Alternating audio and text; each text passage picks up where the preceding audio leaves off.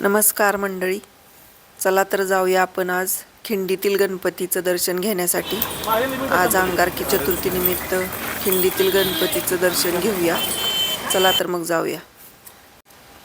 खिंडीतील गणपती मंदिर हे साताऱ्यातील प्रसिद्ध प्राचीन देवस्थान आहे आणि भक्तांच्या मनातील श्रद्धास्थान मानले जाते। हे मंदिर शिवाजी महाराजांच्या काळाशी संबंधित असून अजिंक्यतारा किल्ल्याच्या पायथ्याशी स्थित आहे।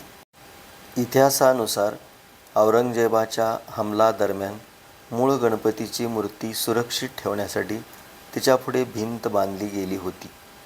त्यानंतर भिंतीपुढील नवीन मूर्तीची आज पूजा केली जाते, परंतु भक्ताचा विश्वास आहे की मूळ मूर्ती तिथेच आहे। चला तर जाऊया आपण प्रत्यक्ष आता गजाननाचे दर्शन घेण्यासाठी।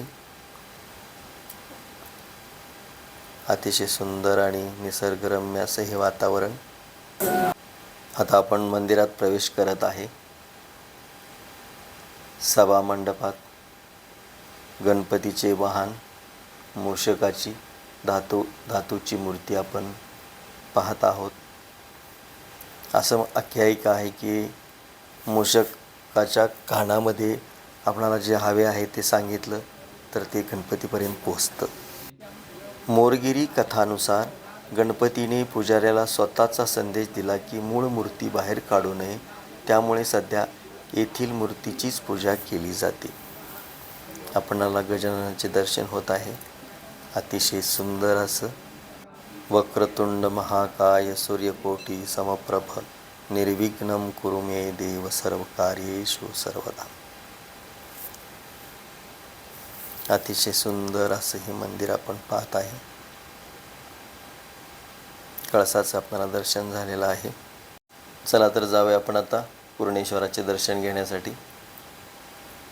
घनदाट झाडीमध्ये असलेलं पूर्णेश्वराचं मंदिर येथे आपण आता चाललेलो आहे।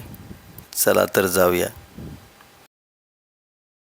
तर आपल्याला आता पूर्णेश्वरकडे जाता जाता आपल्याला दत्त मंदिर ही वाटेतच आहे।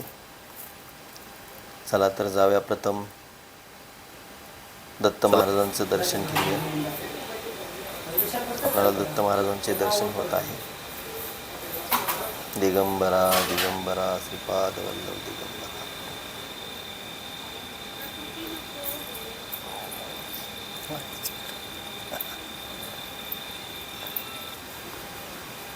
पूर्णेश्वर मंदिर हे महादेवाचे मंदिर असून हे परिसरातील ग्रामदैवत म्हणून मानले जाते।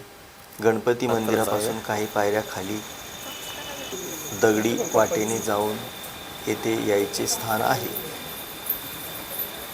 आपण प्रत्यक्ष महादेवाचे दर्शन घेत आहे आणि इथूनच बाहेर आल्यानंतर असं सुंदर असं हे निसर्गरम्य असं वातावरण आणि हे तळही आपल्याला पाहायला मिळतं। इथं तलावातील आपण हे कमळ पाहत आहे। आता त्याला असे फुलं लागायला लागलेली आहेत। पाहतोय आपण अतिशय सुंदर असं हे दृश्य।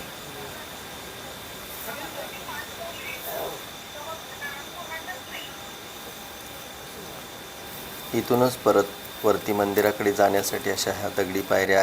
मंदिराच्या शेजारीच आपल्याला ससे, बदक, अनेक प्रकारचे पक्षी आपल्याला पाहायला मिळतात।